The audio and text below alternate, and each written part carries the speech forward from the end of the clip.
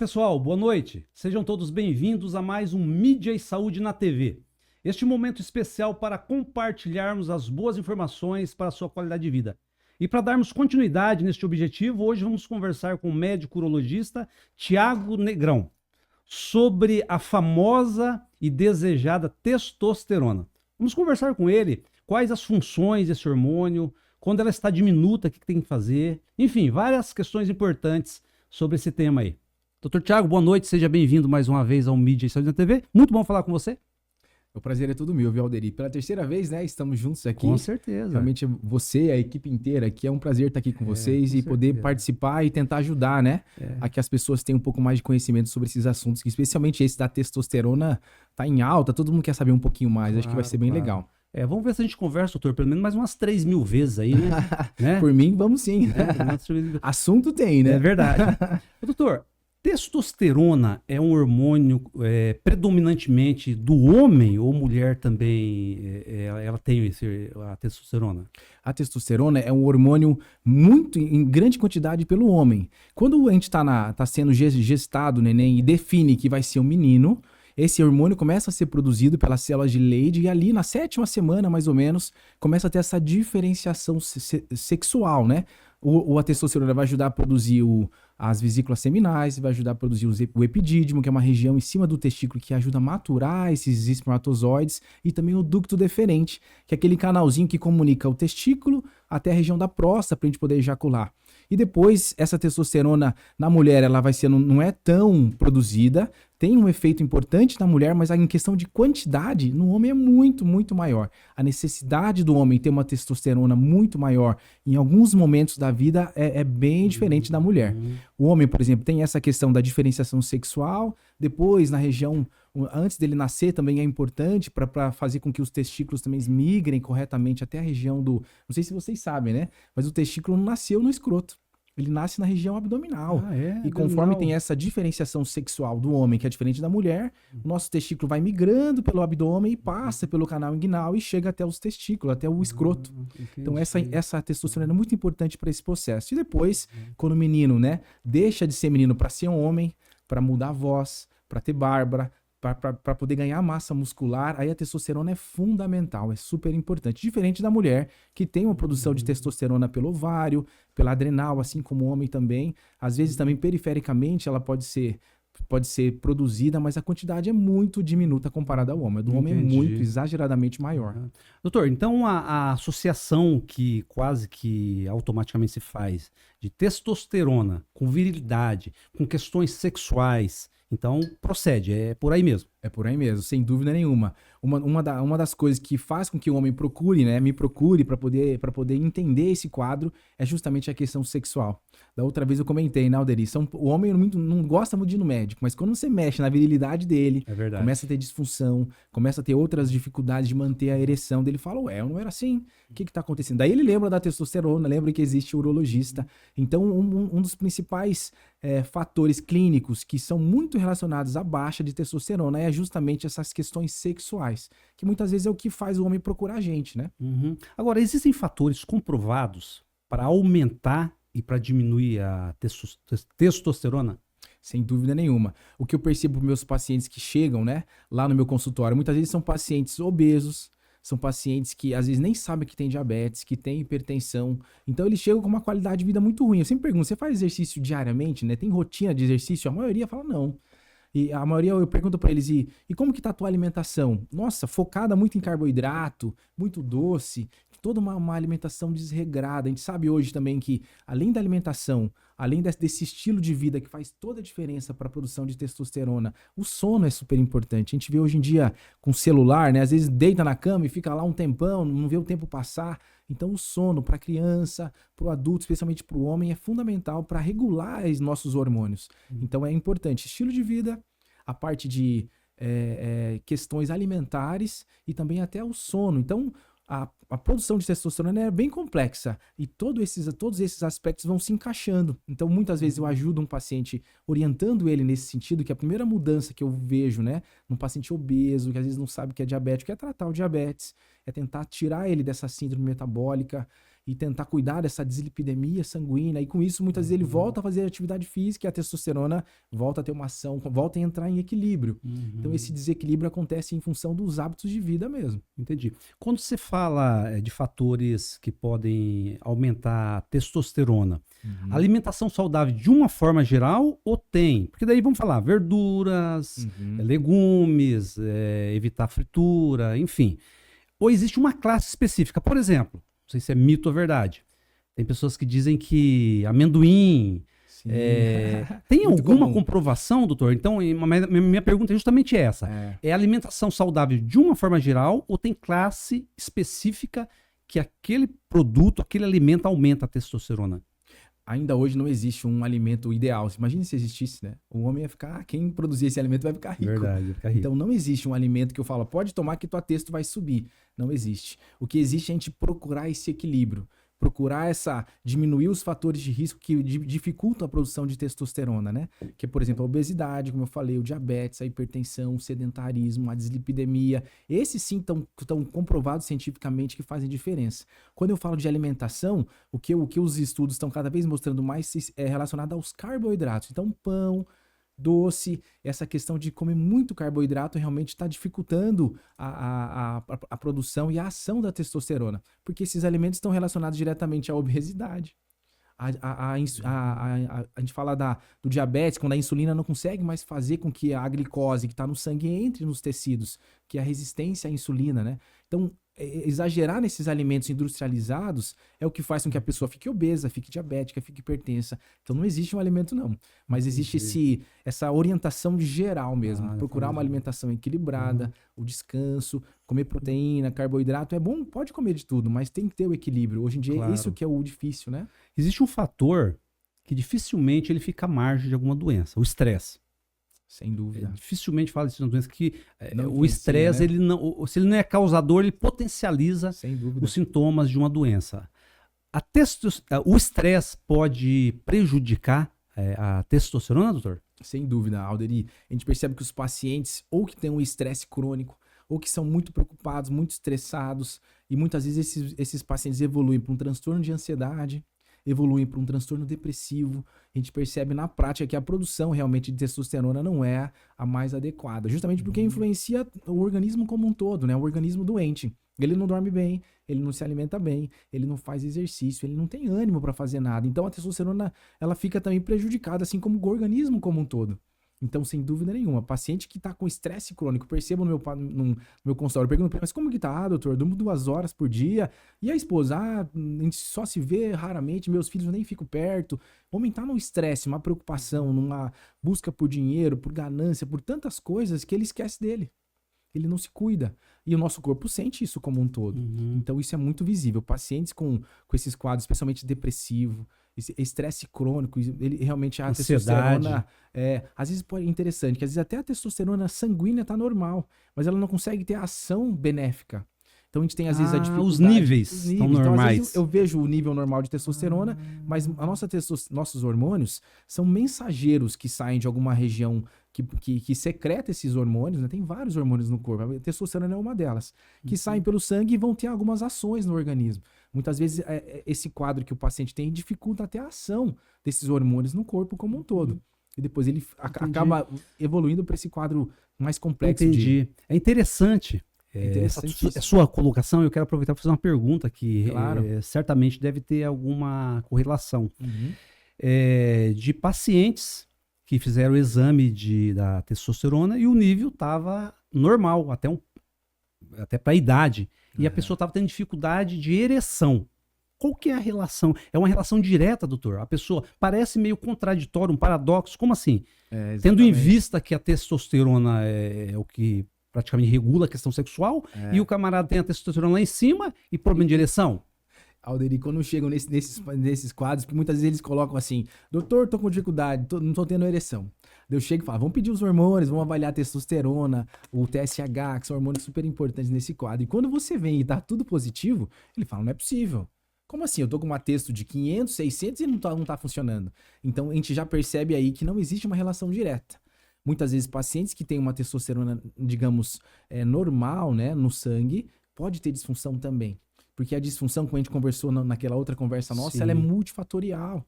Então, muitas vezes não é só a questão hormonal. Então, quando a gente vai checar o quadro de disfunção, a questão hormonal é um dos aspectos. O emocional pesa forte, né, doutor? O emocional pesa forte, às vezes os traumas sexuais que ele teve, a vivência que ele tá tendo, às vezes a cobrança que ele tem em casa da esposa, do companheiro. Mitos, Então, tabus, mitos, criação tabus. rigorosa. Eu tenho um paciente que tá com disfunção, um exemplo, né, para ficar fácil de entender. Claro. Ele é gerente de um banco aqui em Maringá. Gerente de um banco, casado, tem 2 filhas, mas tá com disfunção. Aí conversando, assim, a gente sempre pergunta sobre esse aspecto, Novo. né? Novo, deve ter uns 32 anos. Novo. Super jovem.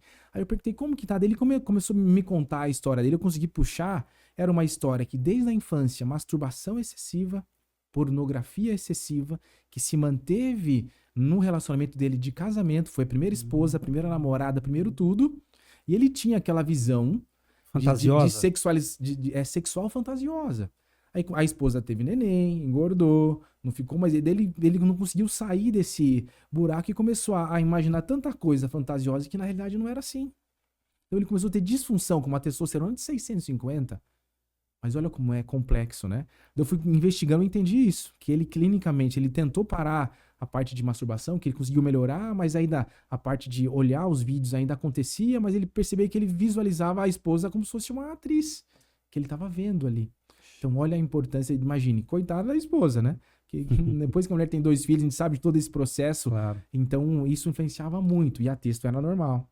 Ele falou, doutor, mas a testo tá normal. Como eu tô com disfunção? Olha o quadro clínico dele, como era muito avantajado. A gente tá ajustando isso e já tá melhorando. Dele ter essa autopercepção que a vida não é aquilo. Aquele vídeo não é a realidade, né? Aquilo é tudo montagem, tudo perfeito, né? Eles namoram 6 horas sem parar. Nossa, como que pode, né? Aqueles vídeos que são, então, de colocar ele na realidade dele e falar, ó, você tá normal. Só que tem esse aspecto, que nem você falou, psicogênico fortíssimo aí. Agora, o contrário acontece. A pessoa tem a testosterona baixa e ele tem um bom desempenho sexual, por exemplo. Acontece também. Isso também é importante. Às vezes a testosterona tá baixa, mas ele tá funcionando bem. Eu tenho um paciente que tá, assim, lá de Londrina. Ele tá com a testo lá de 250, 220, repetido 2 vezes, e funciona sexualmente, não tem queixa nenhuma. A queixa dele é os outros aspectos da testosterona. E a parte sexual tá ótima. Então, ter realmente uma testosterona baixa não é igual, não é sinônimo a você que vai ter disfunção. Ou o contrário, testosterona alta, certeza que eu vou ser o melhor homem sexualmente falando? Também não. É muito, nosso corpo realmente é muito complexo, né? Não é tão simples. É complexo e varia de pessoa, de perfil para perfil, hábitos, comportamentos, uma série de questões, né, doutor? É só para complementar. Verdade. Por outro lado, tem paciente que chega com quadro de disfunção e eu olhando, examinando, vejo uma testo baixa. Quando não tem indicação, eu melhoro essa testosterona e aí sim ele melhora. Então isso é o padrão, né? Paciente com queixa clínica, testosterona baixa, confirmada laboratorialmente, eu melhoro a testosterona dele, ou por estilo de vida, ou às vezes até por suplementação mesmo, a gente precisa passar isso pro paciente e ele melhora muito a questão sexual. Então a testosterona é realmente o principal hormônio relacionado à ereção. Entendi. Doutor, agora com relação a sinais, sintomas, efetivamente, quem tem a testosterona diminuta, em declínio, pode apresentar sintomas ou não? Não é uma regra? Não é uma regra, Alderi, mas é muito comum. É muito comum. O que os pacientes mais relatam para mim que acontece. O primeiro aspecto que chama atenção, que ele às vezes me busca, né, no consultório, é a questão sexual. Ou tá com a libido baixa, ou tá com dificuldade para ter ereção. Mas a testosterona tem uma ação muito importante no organismo como um todo. Por exemplo, no sono. Tem relação muito com o nosso ganho de massa muscular. Eu sempre pergunto, como que tá a sua massa muscular? Você tá perdendo massa muscular e tá ganhando gordura abdominal, a gordura do abdômen? Ah, doutor, eu tô bem assim mesmo. Engordei só na barriga e perdi minha massa muscular que eu tinha. É um aspecto relacionado à baixa de testosterona, né? O paciente também que muitas vezes ele percebe que ele não tem uma concentração mais que ele tinha. A memória já não tá funcionando muito bem.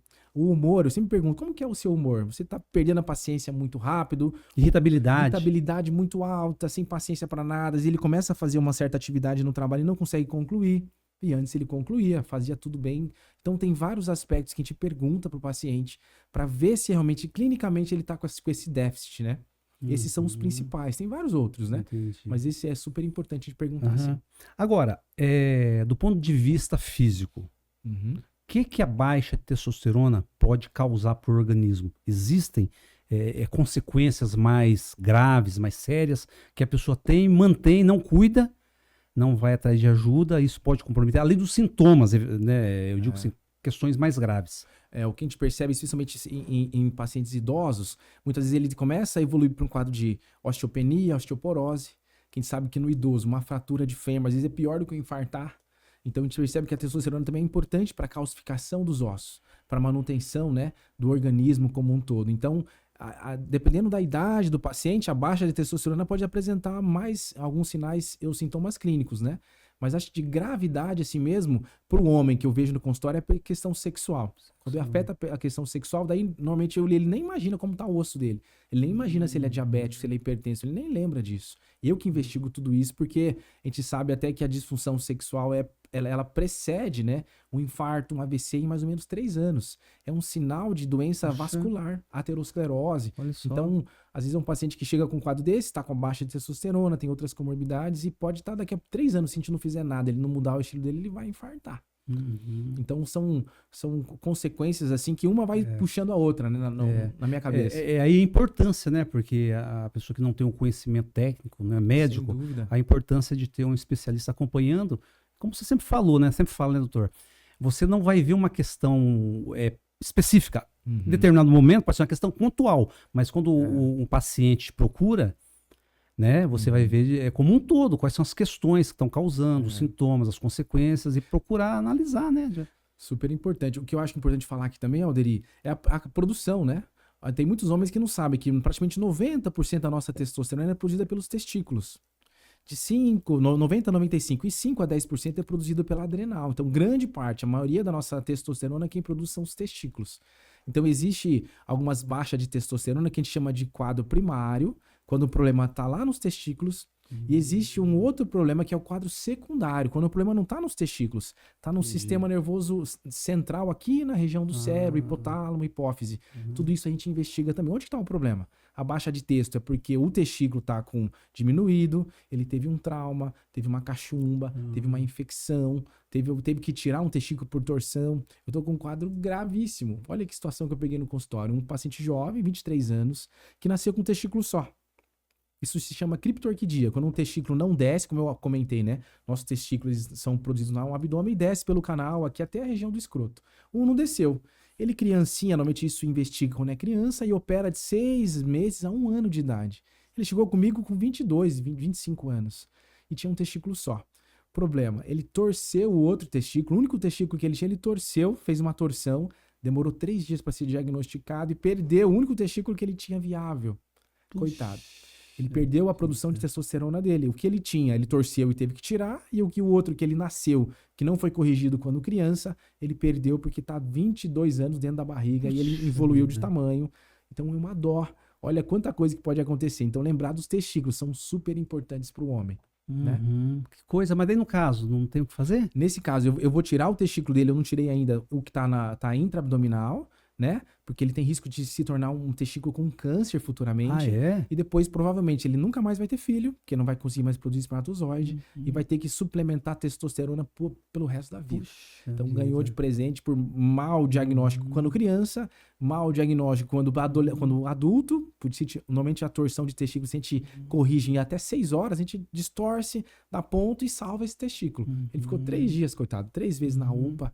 A história é triste, assim. É verdade. Mas a importância dos testículos, né? 90% da nossa testosterona tá ali. Um hábito combatido por vocês, de um modo geral, médicos, né, é o uso indiscriminado de medicamentos. Isso aí Sem dúvida. Né? Agora, existem classes de medicamentos que podem prejudicar a testosterona? A formação, a produção, enfim. O que a gente mais investiga no consultório que pode prejudicar a ação, principalmente da testosterona, são os opioides. Então, o remédio, né, derivado da morfina para dor, eles atrapalham a função da testosterona e até diminuem a ação da testosterona. E outro super importante, como nossa testosterona é um éster, né, é um esteroide, um anabolizante esteroidal, a gente também, se estiver dando para o paciente corticoide, Corticoide demais. Então, tomar corticoide, tem várias doenças que a gente passa corticoide, ciclos curtos, mas se ficar tomando corticoide por longo tempo, a gente inibe todo esse funcionamento de equilíbrio da testosterona fica prejudicado. Então, sempre lembrar de medicamento dos opioides, lembrar sempre dos corticoides, que eles podem tanto inibir a função da adrenal, que 5 a 10% de testosterona ela que produz e pode atrapalhar toda a produção testicular. Tem uma classe, doutor, você sabe disso, né, de medicamentos, ansiolíticos e antidepressivos, que os pacientes às vezes reclamam de questão de libido, de ereção, mas na questão especificamente de testosterona, pode ou não interferir? Antidepressivo e ansiolítico. Normalmente eles não interferem diretamente na produção de testosterona, mas interferem na libido, interferem na dinâmica do dia a dia, na vontade sexual. Isso pode não em função da testosterona. Às vezes é um paciente que eu peço a testo, tá lá 600, 700, mas ele tem queixa de libido baixa, tem queixa que perdeu às vezes até a ejaculação fica alterada. Então remédios que atrapalham a vida sexual, dependendo da dose, podem atrapalhar sem dúvida, mas não tem uma relação direta, que são eles que estão baixando a testosterona e por isso que ele está com tal disfunção. Normalmente a testosterona pode estar normal, mas os remédios podem dar esses efeitos sim. Agora, quais são os critérios que vocês utilizam para aferir esse nível de testosterona? Tá baixa? Tá normal? Como que é feito isso aí, doutor? Olha, o que a gente faz basicamente no consultório, a gente precisa pelo menos de 2 medidas de testosterona no sangue, né? Então a gente faz essa medida de testosterona em jejum, das 7 da manhã até às 11 horas da manhã. É um exame de sangue? É um exame de sangue que a gente pede até a testosterona. Então a gente pede sempre para ele ficar em jejum e coletar das 7 às 11, e sempre que vem com o nosso nível aí, facilitando aqui para nossa conversa, ele é um nível 300. Se vem abaixo de 300, é um nível que já está baixa essa testosterona. E é sempre importante a gente repetir esse exame. Tem paciente que está com dos 310, ou tá com 290, 250, eu repito, e vai lá para 400, 500. Então eu nunca vou tratar um paciente com uma dose única de testosterona, porque ela varia conforme o que a gente come, conforme se ele fez o jejum, conforme o estilo de vida. Então é importante sempre repetir.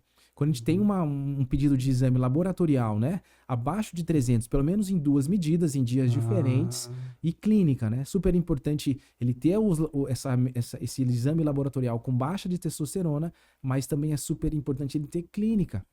Então, se ele não tem a clínica que eu comentei, né, ele tá super ativo, a parte sexual tá super bem, tá ganhando massa muscular, dorme super bem, se relaciona bem, não tem nada de humor alterado, eu nunca vou passar testosterona para esse paciente. Entendi. Por isso que hoje em dia eu uso essa testosterona aí, né, pensando em físico, em ficar forte, massa, mas a indicação clássica hoje pela Sociedade Brasileira de Urologia e do mundo eu vou passar testosterona para um paciente, normalmente são pacientes mais idosos, né, que tem uma clínica compatível com baixa de testosterona, que é tudo um pouco do que a gente conversou, e laboratorialmente tem que estar baixo. Entendi. Agora, a gente está comentando bastante da baixa, né, do nível baixo. Mas pode haver o contrário, uma pessoa que tem um nível exacerbado e ser prejudicial? Normalmente as pessoas, eu peguei esses dias um idoso, 72 anos, com uma testo de 1.200. Eu olhei para ele e falei, meu senhor, você tá com uma testo altíssima. Idoso, massa muscular magrinha, tudo, e a testo lá em cima. Então, não é comum a testo ser suprafisiológica mais do que 1.000. Esse daí foi um caso raro, mas ele nunca suplementou. Mas, por exemplo, a gente pega alguns homens que estão tomando testosterona que fica 2.000, 3.000, 5.000, 6.000, fica uma testo suprafisiológica. Aí essa testosterona suprafisiológica, ela acaba deixando de ter só os efeitos positivos, começa a ter vários efeitos maléficos possíveis que podem prejudicar a saúde do paciente. Por exemplo, doutor? Por exemplo, um risco que eu sempre falo para a gente suplementar testosterona no paciente, eu falo de 5 aspectos que ele não pode ter para suplementar. Por exemplo, se ele tem câncer de próstata, eu não vou passar testosterona. Se ele tem câncer de mama, eu não vou passar testosterona. Principalmente porque os estudos disso excluem esses pacientes. Então a gente não sabe exatamente os efeitos maléficos da suplementação de testosterona, né? Agora, se é um paciente também que tem um hematócrito muito alto, que é aquele sangue mais viscoso, que é um sangue cheio de células ali da hemoglobina, tem chance de ter trombose. Então, hematócrito acima de 54 eu também não passo testosterona. Então, existem alguns aspectos, por exemplo, um paciente que chega comigo, 29 anos, querendo ganhar massa, tá tudo bem, mas ele quer de qualquer jeito. Eu falo, não, quando a gente passa testosterona para esse paciente, a gente acaba com a fertilidade dele. Então, um homem que quer ter neném, quer ter filho, de jeito nenhum eu vou passar testosterona. Isso é muito importante. Se eu passar testosterona para um homem, se você tá casado e quer ter neném, eu te passar testosterona, teu testículo entra em falência. É mesmo? Ele não vai trabalhar. porque a testo faz esse feedback negativo, tanto para produzir testosterona quanto para produzir o espermatozoide. O que significa testosterona livre e total? Testosterona livre é uma testosterona que a gente fala que ela é em média bem menor no sangue e é a parte ativa da testosterona.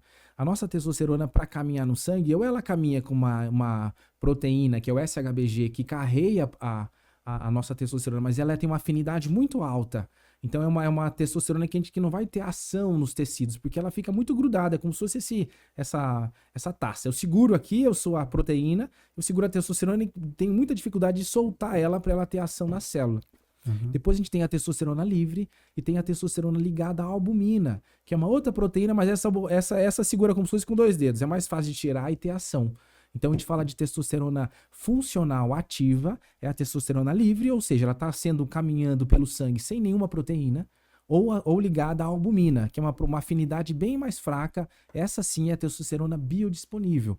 Essa ligada ao SHBG, que é uma proteína que se liga ali, né, aos hormônios sexuais, ela tem uma afinidade muito alta, então não é biodisponível. Então essa a gente sempre, às vezes nos quadros mais delicados, a gente pede a livre, pede o SHBG, a gente estuda os hormônios sexuais, o FSH, o LH, para ver como que tá esse ciclo. Às vezes a gente pede também a prolactina, às vezes pode ter um tumor aqui dentro da hipófise que está gerando um aumento de prolactina que dificulta a ação da testosterona e produção.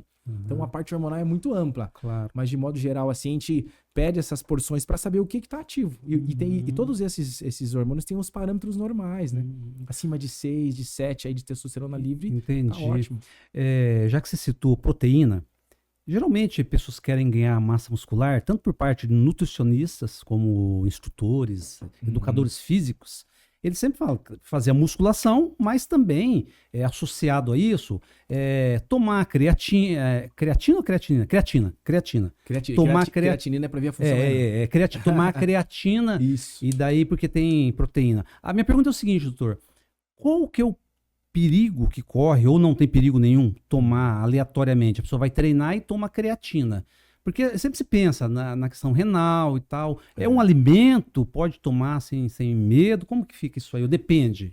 Não, a creatina é um suplemento alimentar Suplemento. importante para a produção de energia. Tá. Então é super, hoje em dia, cada vez até que o paciente idoso, debilitado, está indicado usar creatina. Né? Porque ela ajuda na função celular, na produção de energia. Então serve para o exercício, serve para que a célula tenha essa facilidade, esse nutriente para poder produzir energia mais rápida, né? A creatina normalmente é uma energia para produção rápida de energia nos nossos músculos. Então é indicada não só para quem treina, mas para idosos também. Hoje em dia, cada vez mais a creatina tem uma gama de estudos mostrando que ela é benéfica. Então é um suplemento. É um suplemento alimentar. Pode tomar, sem problema nenhum. Agora, se o paciente tem uma insuficiência renal grave, e daí tem vários, tanto antibiótico, quanto às vezes até algumas coisas que a gente precisa ficar um pouquinho mais de olho, mas de modo geral, para a população geral. E a creatina é interessante que as pessoas tomam só antes de treinar alguns, e não tem praticamente efeito nenhum. Não tem, né? O importante da creatina é tomar todos os dias. Todos os dias. Para que você mantenha esse teu suplemento alimentar para os músculos ali sempre ativo, né? Claro. Ô, doutor Tiago, isso que você comentou, a massa muscular é importante, né? Super. Prevenir várias questões, osteopenia, osteoporose, enfim. E à medida que a idade vai avançando, claro, o processo de envelhecimento fatalmente vai levar a essa perda de massa muscular. Tem pessoas jovens, né? E existe, eu acho que uma coisa é a vaidade, a cuidar da saúde, mas tem que tomar cuidado com os excessos, né? Sem o dúvida. culto ao um corpo, né? O homem, perfeito. né? Então, muitas pessoas exageram em produtos para ficar bombado, né? São piolhos de academia e até aí tudo bem, né? Agora, a questão de muitos produtos aí, doutor, que podem ser maléficos para o organismo. Tem muitos, né, que tomam assim, sem uma prescrição, sem uma instrução, né, uma orientação. É super importante. Eu acho que essa questão, a gente entra num foco que está bem atual hoje, né? As pessoas querem a facilidade de treinar pouco, comer mal e ficar com o corpo perfeito. Então elas querem facilidade hoje em dia. Então a gente entra nesse quadro, às vezes, por exemplo, tá? A pessoa que já é forte, mas ela quer perder mais massa, mas aí tem que entender que é consequência da sua vida. A pessoa, para ter uma qualidade de vida, para ter músculo, ela tem que se abdicar de muita coisa. E as pessoas hoje têm essa dificuldade, querem tudo fácil, né? Então por que suplementa o testosterona? Porque comer bem é difícil, tem que ser muito regrado, tem que treinar corretamente, tem que dormir bem. Tem vários aspectos importantes para você poder ganhar massa muscular. Então ele treina 2, 3 vezes por dia ali, mas não descansa, não se alimenta bem, nunca vai ganhar massa muscular. Então a gente precisa desse equilíbrio, né? E quando a pessoa busca esses vários suplementos, tem que tomar um pouco de cuidado. Eu sempre oriento passar numa nutricionista para ver a sua demanda metabólica, o que você precisa comer e tentar da melhor forma possível. Tem alguns nutrientes realmente que a gente precisa suplementar, viu, Alderi? Não é nem sempre comendo muito bem que você vai estar 100%. Especialmente mais idosos, né? Idosos às vezes têm dificuldade de absorção intestinal, às vezes não funciona muito bem. A absorção dele depois que ele come não é muito boa. Então a gente precisa entender isso, às vezes suplementa vitamina, minerais, às vezes precisa disso. Mas tem que ser orientado, porque os excessos, tanto a baixa quanto o excesso, a testosterona é assim também. Quando a gente suplementa uma testosterona em algum homem, é para manter ele no nível normal. Eu não quero um homem com 2.000 de testosterona. Eu quero que ele fique ali entre 400 a 800, que a grande maioria dos homens está nesse perfil aí. E na suplementação também é desse jeito. A gente quer o equilíbrio para o nosso corpo e não os excessos. Tudo a mais pode fazer mal e abaixo também. Então, cuidado, eu oriento assim, passa na Nutri, passa no urologista, né? Para entender onde você tá e para onde que você tem que ir, assim, de forma orientada. Claro. Agora, o que você leva em consideração? Um paciente lá, ele foi constatado que está com a testosterona baixa. O que você leva em consideração? Talvez seja até redundante a minha pergunta. Imagina. O que você leva em consideração para prescrever uma suplementação? Primeiro, eu preciso entender todos esses fatores de risco que eu não posso passar de jeito nenhum, que nem eu comentei. Câncer de mama, câncer de próstata, paciente que está querendo ter filho, né? Que não sabe desses aspectos. Paciente que tem história de trombose, paciente que tem uma insuficiência cardíaca congestiva. São 5 aspectos que eu de jeito nenhum vou passar testosterona. Eu vou explicar para ele, meu caro, você tem esse aspecto aqui que se eu passar, você tem risco de passar muito mal com a testosterona. Então eu não passo. E tem alguns relativos. História de trombose na família, né? O paciente que... outra relativo que a gente pode contar, acho que o mais importante é esse de trombose. Então alguns relativos que a gente fica assim, na dúvida. Posso passar, mas ele tem que estar ciente dos riscos aí, né? Então eu sempre levo isso, assim, eu vou nessas contraindicações absolutas, relativas, explico pro paciente e falo para ele, ó, eu vou te tentar melhorar a sua qualidade da testosterona, mas não é um exagero. Eu não vou, né? A testosterona não é um milagre para tudo. Eu preciso que você faça atividade física, que você se alimente melhor, que você emagreça. Então é um combo, assim, né? Então é importante pensar isso, assim. As contraindicações relativas e absolutas, explicar para o paciente, né, que a gente quer chegar nesse nível, para poder gerar esse equilíbrio de testosterona e daí todos os benefícios que ela traz, né? Claro. Doutor, essa suplementação da testosterona é medicamentosa? É um procedimento medicamentoso? Ótima pergunta. Hoje em dia, como que a gente pode suplementar a testosterona? Tem várias formas, viu? As mais comuns e mais aplicadas no Brasil hoje é a testosterona transdérmica. Então, aquela que é o famoso gel de testosterona que a gente passa nas regiões, ou aqui, na região interna do braço, na axila, né? Na região interna da coxa, que ela faz um depósito ali no tecido lipídico embaixo da pele e vai ao longo do dia soltando a testosterona. Tem a formulação oral, que não é muito aplicada hoje em dia, porque a gente sabe que a biodisponibilidade, que é a capacidade do que a gente comeu, do que a gente tomou, chegar na corrente sanguínea e chegar para as células é mais baixa. Tem que passar pelo intestino para ser absorvido, tem que passar pelo fígado para ser metabolizado. Às vezes o que chega para a célula é baixo. Então a gente passa hoje ou o gel, que daí a gente passa todos os dias, o paciente todo dia toma banho e passa, que é o momento depois que ele toma banho que tem mais absorção na pele. E depois a gente pode pensar em passar também o injetável, que vai super bem. O mais indicado hoje são aqueles injetáveis que têm várias possibilidades. Tem uns que você passa a cada 2 semanas, até 4 semanas, dependendo deles, um desilato, é um desses aí. E a gente pode também pensar em cipionato, é outro também. Então a gente pode pensar em passar a cada 2 semanas, ele injeta intramuscular e faz esse depósito. E esses 2 aí que a gente faz a cada 2 semanas, eles têm os vales e os picos. Então ele sobe a testosterona, depois ele vai descer a testosterona, às vezes o paciente passa até mal com isso. Que ele se sente o He-Man, depois ele dá aquela baixada. Então ele tem que dar outra dose. Então ele faz esses picos e vales nessas daí que são a cada 2 semanas. E existe uma outra testosterona que ela tem um prazo aí um pouco maior. Ela entra a gente aplica, ela tem uma ação mais como se fosse homogênea no nosso corpo. Então ela vai liberando e faz como se fosse não faz muito pico e vale. Ela se mantém estável ao longo mais ou menos de 3 meses. de 10 a 14 semanas a gente Entendi. tem que aplicar outra. Essas são as principais formas, ou gel, Aham. ou injetável, e o oral atualmente faz mais fora do Brasil, aqui a gente procura fazer Aham. essas formas aí. Se referindo propriamente a doenças, tirando essa questão que você citou dos testículos, que pode ser um fator que pode interferir na produção da testosterona. Existem outras doenças, doutor, que pode causar esse declínio aí? Esse hormônio? Existem doenças genéticas, a mais comum que a gente sempre procura investigar num paciente que tem baixa de testosterona é a doença genética de Klinefelter, né? Que ele tem 2X e 1Y, então é um paciente que vem com testículo pequenininho, testosterona baixa, espermograma ruim, então às vezes investiga na parte genética, então ele tem uma deficiência genética que atrapalha toda a parte de produção de espermatozoide e de testosterona também. Essas são uma das que a gente sempre investiga, né? Tem várias outras doenças que podem interferir diretamente com a produção de testosterona, né? Mas essa daí, a genética, é importante. Outra que eu sempre investigo é a parte de hormonal também, a parte se o TSH, o hipertiroidismo, também eles podem, o hipertiroidismo é uma doença hormonal que pode atrapalhar o funcionamento testicular, né? Que ele tem essa relação também. E tem várias outras doenças que a gente precisa investigar um pouquinho na parte mais delicada. Mas isso aí a gente faz uma abrangência quando tem necessidade mesmo. Não é para todo mundo que a gente vai sempre investigar tudo, né? Claro. Vai muito também, eu sempre examino o paciente, vejo como está o testículo, vejo como está essa evolução ali da genitália. Então tem todos esses aspectos importantes para olhar ali no consultório, né? Claro. Na tua prática diária, doutor, tua experiência, o que você analisa? Fator principal, você já citou fatores, de uma forma geral, fator principal que você constata que prejudica a produção de testosterona. O principal que prejudica e o principal que ajuda a melhorar. É possível precisar isso aí ou ainda é vaga essa informação? Eu acho que um complementa o outro. Um complementa o outro. O que eu vejo muito no consultório é um pouco daquela questão de um paciente que tem um estilo de vida muito ruim.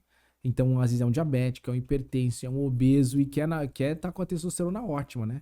Então, esses são os principais fatores que a gente sempre, antes de pensar em suplementar uma testosterona, se é um paciente nesse estilo com síndrome metabólica, eu tento melhorar a qualidade de vida dele, explicar para ele, ó, se o senhor começar a fazer exercício, se o senhor conseguir emagrecer, se o senhor cuidar do diabetes, cuidar da hipertensão, a chance do senhor ter uma melhora muito grande na função, né, incluindo o sono aí, na produção e na função da testosterona é muito grande. Eu vejo isso no consultório, né? E também o contrário é isso, quando as pessoas não estão largadas, não se cuidam, nem sabem que é hipertenso, nem sabem que é diabético, estão super obesos, aí isso é o que mais prejudica mesmo a produção de testosterona. Essa parte aí de Klinefelter, essas outras doenças são muito mais raras, né? Agora, no dia a dia, o que a gente vê hoje mesmo é a obesidade, síndrome metabólica, dislipidemia, são as principais relacionadas ao mau funcionamento da testosterona e a baixa produção também. Entendi. Doutor, nosso bate-papo está quase acabando. Você fica à vontade, se quiser, que passa rápido, né? Quando você vem, a coisa vai fluir, né? Fica à vontade, se quiser deixar um recado pessoal para quem já percebeu que está com esse declínio de testosterona, né? Quais são as possibilidades, né? Eu sempre gosto de transmitir uma mensagem de otimismo. Então, na verdade, não é para enganar, é para realmente mostrar as possibilidades que existem, né? Então, fica à vontade, doutor, se você quiser deixar um recado pessoal aí. Eu acho que a falar assim, a falar para a câmera, para quem está vendo a gente, né? Que é importante saber que a testosterona até os 30 anos, ela tem o nosso pico, de 25 a 30 anos é o máximo, a gente percebe nos homens jovens, né? Tá super bem, não tem problema nenhum.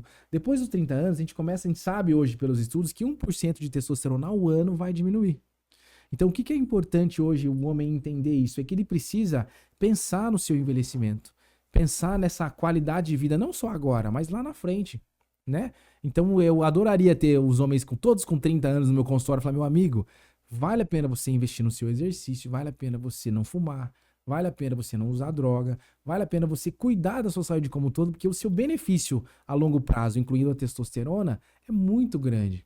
Agora, quando chega nos 60, 70, já tem todos esses problemas, nunca se cuidou. Então, eu acho que hoje em dia a gente pensar assim, o nosso corpo é perfeito, né? Deus fez ele realmente de uma forma, nossa, fantástica. Se a gente conseguir otimizar, cuidar dele, e isso não tem como fugir dessa questão dos aspectos aí de qualidade de vida, né? Na verdade, a gente consegue equilibrar isso. É verdade. Na verdade, tudo que você está falando aí, doutor, poderíamos resumir numa palavra: prevenção, né? Prevenção. Pensar preventivamente a médio e longo prazo.